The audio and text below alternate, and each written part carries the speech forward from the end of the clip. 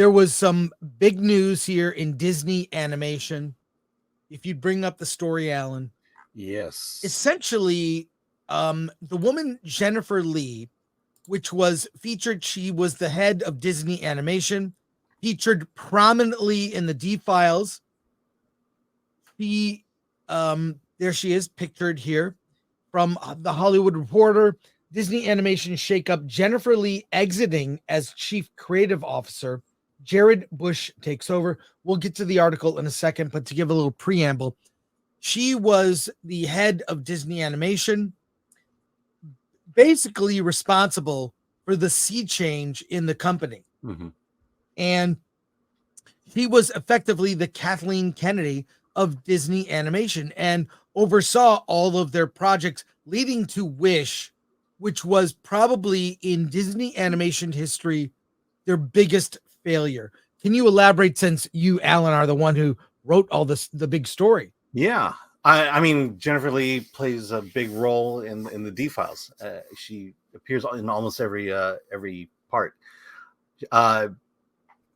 She was a replacement of John Lasseter. Sorry, I'm trying to. Okay, she was a replacement of John Lasseter. As you remember, when John Lasseter was fired, they had an all hands meeting, notifying people that John wouldn't come back, and someone said, "Can we get a woman in charge now?" And that woman is Jennifer Lee. And what she did was she is most notably known for writing Frozen and Frozen 2. She's known for basically destroying the Walt Disney animation division of the company. Her first goal was to bring equity, so 50-50 women, men animators. And then it was about bringing in an agenda. And then finally, it was about destroying the Walt Disney legacy with the movie Wish for its 100th anniversary. And what she ostensibly had done, this is the saddest thing about her leaving. The devastation she left as a result. And essentially that devastation, every old white guy who had been with the company for a long time, who understood the traditions of Disney animation, of Disney storytelling, she got rid of them. And she got rid of them either in one of two ways. She either made their job so horrible that they had to quit because of the working conditions they were in. Or second, they found something that they could latch onto, throw them into HR, and then fire them, basically. And so now Disney Burbank is a shell of its former self. The Walt Disney basically Studios.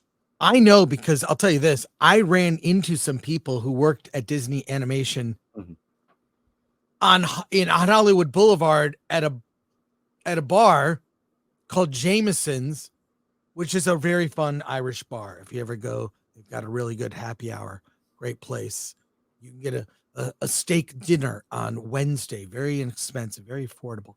Anyways, saw some guys there that were singing your praises, Alan. Wow. And confirmed a lot of things. Basically, they got rid of all the old vets. Yeah, the old white guys. They were just like, that was our term. What's that?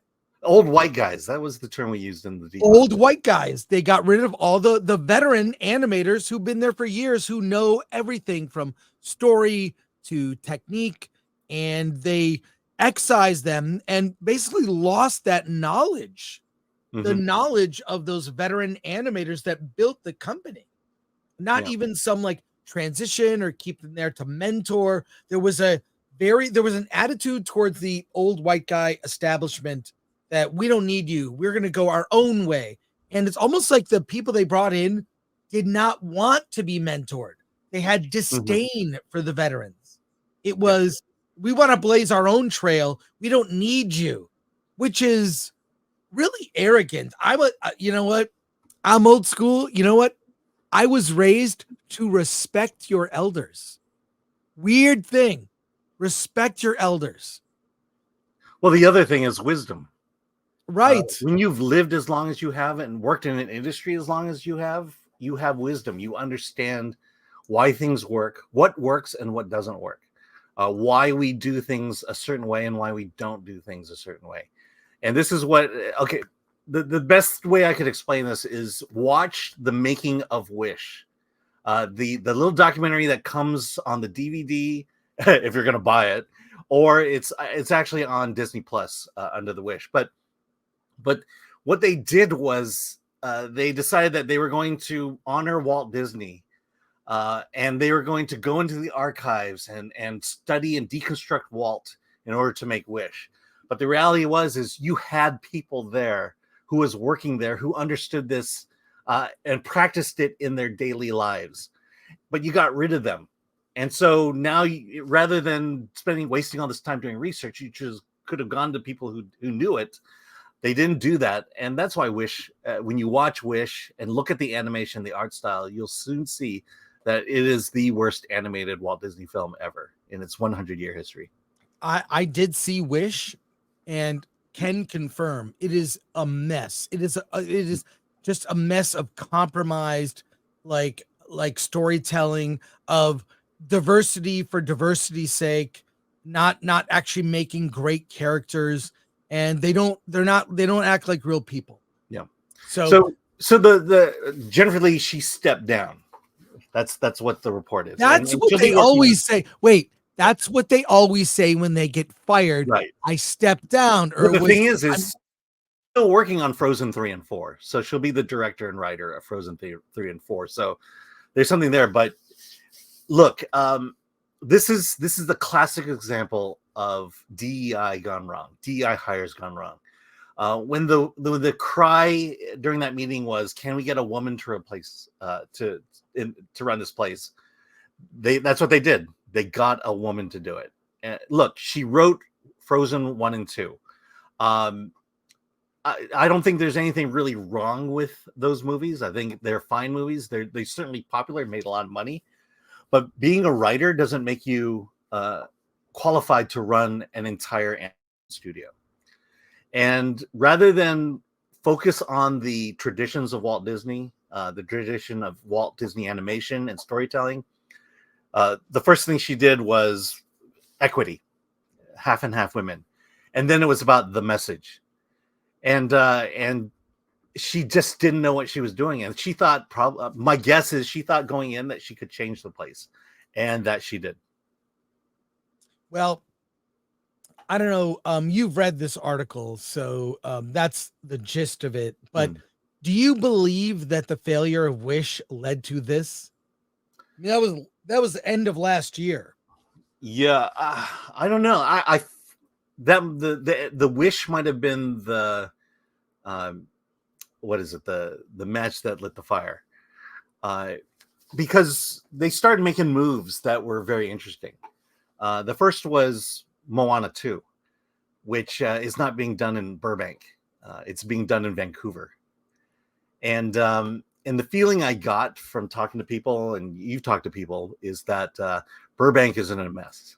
It's again a shell of its former self.